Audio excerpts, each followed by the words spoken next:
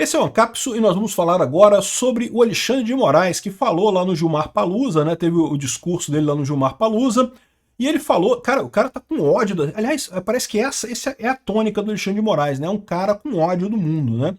Eu acho que pô, o pau dele não deve estar subindo mais, o cara deve ter problema de infidelidade, a esposa dele tá trepando com o Ricardão, sei lá qual é o problema do Alexandre de Moraes, que ele tá com ódio do mundo, tá com ódio do Bolsonaro, tá com ódio das redes sociais aqui, ó. Não somos obrigados a respeitar essa porcaria, diz Alexandre de Moraes sobre as redes sociais, né? Que coisa, hein? Impressionante. O cara tá se guiando pelo ódio. Olha só, eu vou falar um negócio pra vocês, isso é positivo pra gente. Pessoas com ódio acabam tomando decisões erradas no final das contas. Não é à toa que ele tem feito tanta lambança nesses vários processos que ele está fazendo contra redes sociais, contra o Bolsonaro, contra a direita no Brasil. Continue assim, Alexandre de Moraes, continue revirando esse ódio seu aí, que é isso mesmo que a gente espera, que você cometa cada vez mais erros até o momento que a gente consiga tirar você daí. Essa notícia foi sugerida por Fiat Maré, a bomba brasileira, Nabu foi no mato caçar borboleta e várias outras pessoas. Obrigado aí ao pessoal que sugeriu notícias lá no nosso site, no visãolibertaria.com, e obrigado a você que está assistindo o nosso vídeo. Se você gosta do nosso conteúdo, por favor, deixe o seu like e se inscreva aqui no canal, né? Então, Alexandre de Moraes não quer nem saber, não somos obrigados a respeitar esta porcaria aqui. O ministro mostrou mensagens com conteúdo racista, nazista e ódio em geral contra minorias para exemplificar a falha na autorregulamentação das Big Techs. Meu amigo, que tem mensagem ruim na internet, tem. Desde quando isso é falha de autorregulamentação das redes sociais? Se for crime, você abre um processo contra a pessoa que falou isso. Qual que é o problema dessa história aí? Esse cara ele tá com uma virulência tão grande, ele tá tão revoltado com essa história.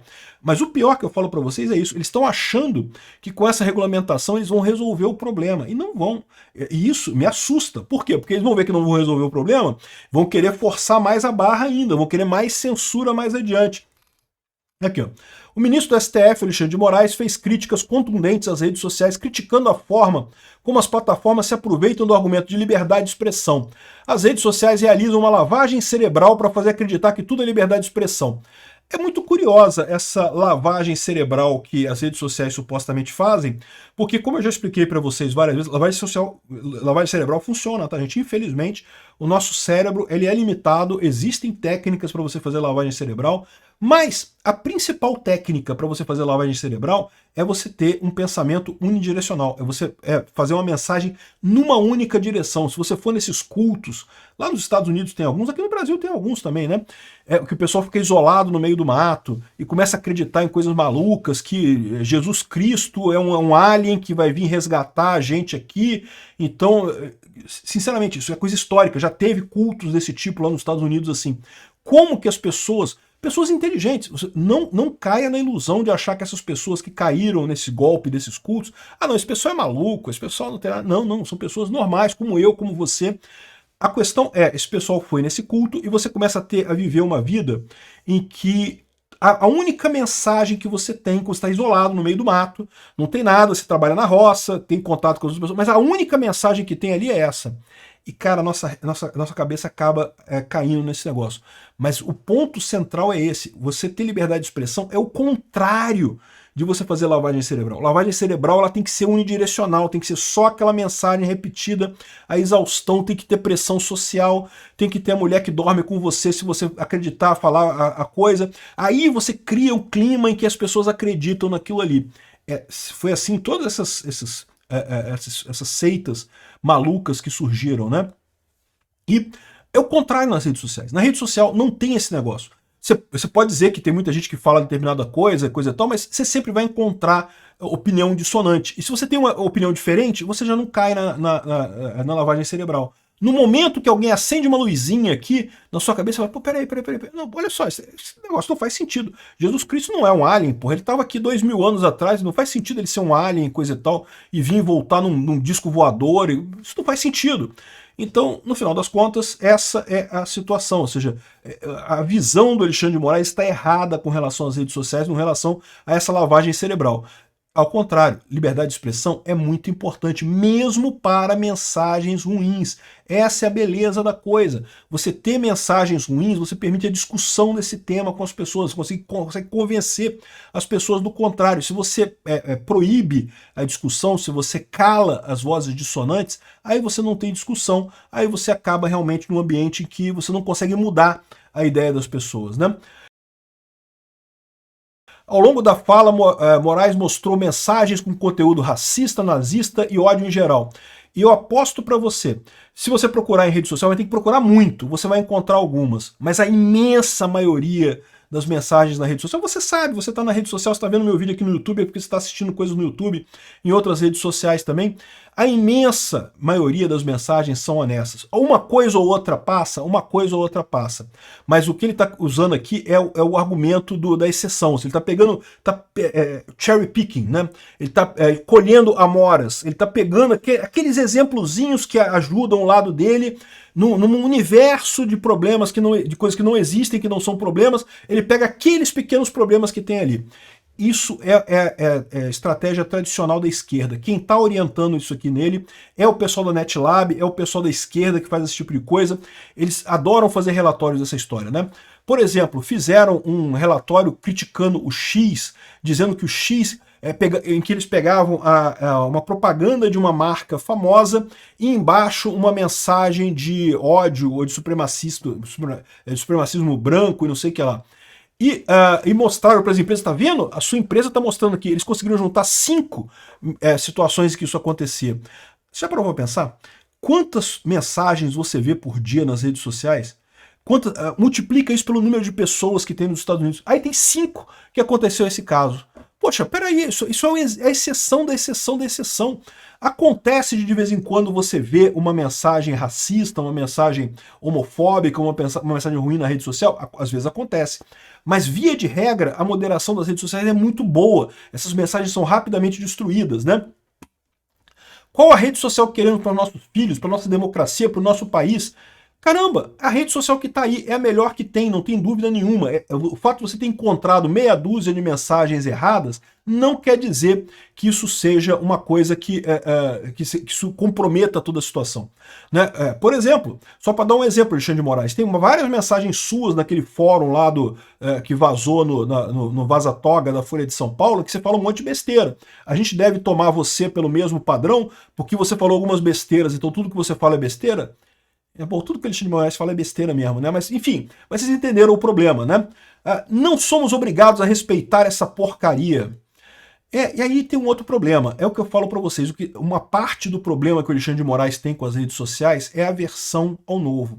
A aversão ao risco, a aversão ao novo, é um fenômeno que acontece com todo mundo na raça humana, tá? Todo mundo. Você está acostumado com o mundo do jeito que você está acostumado, quando surge uma coisa nova, naturalmente você tem receio daquilo, você tem medo daquilo. E porque é muito difícil para o ser humano avaliar riscos, a gente faz isso de forma muito ruim. E a menos que você faça isso tecnicamente, né, pelo instinto seu, é muito ruim. Você tende a ver as coisas novas como muito mais arriscadas do que realmente são. Eu acredito que isso que é o problema do Alexandre de Moraes. Ele está encarando esse mundo novo que são as redes sociais. Como ele se deu mal nessa história, as pessoas não gostam dele. Mas lembra, as pessoas não gostam dele nessa rede social. Por quê? Porque desde o início ele começou já batendo no interesse do povo brasileiro. No início com questão das armas, né, os decretos do Bolsonaro para liberar o uso de armas, depois com outras coisas, batendo no Bolsonaro em si, coisa e tal. Aqui, ó.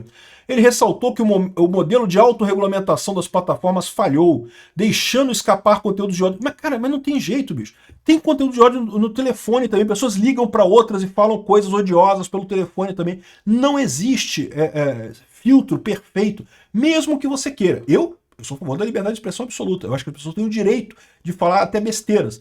Mas dizer que as redes sociais não fazem um filtro bom é uma ilusão. Esse cara está fazendo cherry picking, ele está escolhendo os argumentos para tentar desmerecer as redes sociais para favorecer o lado dele, né? Ele associou 8 de janeiro à falta de regulamentação das redes sociais. Que loucura é essa? O pessoal combinou a coisa via grupos de Telegram, grupo de WhatsApp. O que a rede social tem a ver com isso? Ninguém fez a convocação no Facebook, ou no YouTube, ou em redes assim. Que lógica tem essa, cara? E se não tivessem esse tipo de coisa, teriam combinado por telefone, meu amigo. Comunicar, ser humano se comunica de um jeito ou de outro. Teriam comunicado via SMS, teriam feito BBS, lembra de BBS, né? Teriam feito IRC. Cara, se for para usar a tecnologia, tem milhares de coisas, não precisa ser rede social. A rede social é o que é mais conveniente para o pessoal, que o pessoal está usando, que o pessoal está acostumado a usar. Mas você querer culpar eles por isso é um erro, né? O que levou à manifestação do 8 de janeiro, eu já falei para vocês, falta de polícia. Se tivesse havido toda a manifestação, mas a Polícia Federal, a Polícia Militar do Distrito Federal e a polícia lá do Palácio Planalto tivesse feito o papel deles, se o Dino tivesse colocado a Guarda Nacional lá, a Força de Segurança Nacional na rua, não teria acontecido nada. Teria havido protesto, o pessoal teria protestado, é direito, protesto faz parte, e não teria acontecido nada, né? Aqui, ó. Dino classifica a internet como espaço de extermínio e ataque à política. O outro ponto que esse pessoal se machuca tanto com a rede social. Antigamente, essas pessoas falavam as maiores barbaridades do mundo e ninguém respondia. Por quê? Porque você não tinha um caminho de resposta, né? Eles falavam usando o Globo, Folha de São Paulo, o UOL e não sei o que. O UOL já é moderno, né? Mas eles falavam usando revistas de jornais e rede de televisão. O cidadão comum não tem como falar de volta para eles, né? Eles não têm um contato para você ligar pro ministro Supremo e falar alguma coisa. E se alguém falar, não vai fazer diferença, né? Com a rede social, eles têm esse retorno. Eles conseguem, não só eles falam, mas o povo fala também. E aí esse pessoal acha que é um ataque à política. É porque a política tem exagerado, tem feito merda pra caramba. Os políticos são uns merda aqui no Brasil, cambada de político bosta, né? Então este é o ponto. Esse pessoal tá dolorido com as redes sociais, mas a culpa é deles mesmo, sempre foi deles. É que agora eles estão recebendo esse contato com a verdade. E isso, de novo, eu tenho certeza que isso é um momento de ajuste, tá? Fatalmente, esses políticos vão perceber o poder das redes sociais. Esse negócio de brigar com as redes sociais é basicamente um suicídio político desse pessoal. Você pode entender que ministro do STF não é político, não precisa se preocupar com isso, mas eu não sei não, do jeito que eles estão brigando tanto com isso, eles estão basicamente convocando as pessoas a elegerem senadores para tirar o Flávio Dino e o Alexandre de Moraes, que são os dois piores nessa história, né? Por outro lado, o André Mendonça fez um discurso excelente, foi super aplaudido por lá, falando que o STF vive um momento de descrédito, deveria garantir o processo legal, não se tornar um tribunal que julga crimes, e eu concordo, o STF deveria já há muito tempo abandonar qualquer jurisdição primária. O que acontece, né? O STF deveria ser só um tribunal de recurso. Tribunal de recurso outros tribunais julgam um caso, o STF só julga caso de recurso. Seria o ideal, lógico. O STF como julgamento primário, mesmo que seja de constitucionalidade, coisa e tal, acaba se tornando político, muito mais político do que seria. Então eu acho que essa ideia do André Mendonça de tornar o STF um tribunal exclusivamente recursal é ótimo. Bota até ação de ADI, a declaratória de inconstitucionalidade, que hoje é originária no STF, bota no STJ. E aí o STF vira o grau de recurso, o último recurso no final das contas. Tem que ser isso. Tem que acabar com o STF como tribunal originário das coisas, né? Bom, outra curiosidade, durante a transmissão do Gilmar Palusa, o YouTube derrubou a live dele. Por direitos autorais, né? Hoje não somos obrigados a respeitar essa porcaria do YouTube. Aí o YouTube foi lá e derrubou a live do Alexandre de Moraes, né? Derrubou a live do Gilmar Palusa. Mas não foi isso não, tá? É porque eles botaram, durante o intervalo, eles botaram musiquinha pra tocar lá no negócio, né? Só que, porra, não pode, né? O YouTube, você sabe, o YouTube tem problema de direitos autorais. Aliás, tá seguindo a lei, né? A lei proíbe que o YouTube, a questão de direito autoral é muito forte nesse caso, né? Se tem uma coisa que derruba vídeo, que derruba live no YouTube, é direito autoral, é botar música conhecida, botar alguma coisa assim.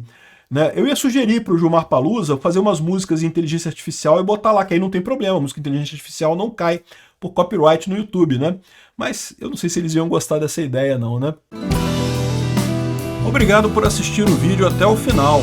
Além de curtir, compartilhar e se inscrever no canal, considere se tornar patrocinador com valores a partir de R$ 1,99. Clique no botão Seja Membro abaixo para saber as condições e vantagens de patrocinar o canal. Mais informações sobre o nosso projeto, visite nossos sites indicados na tela.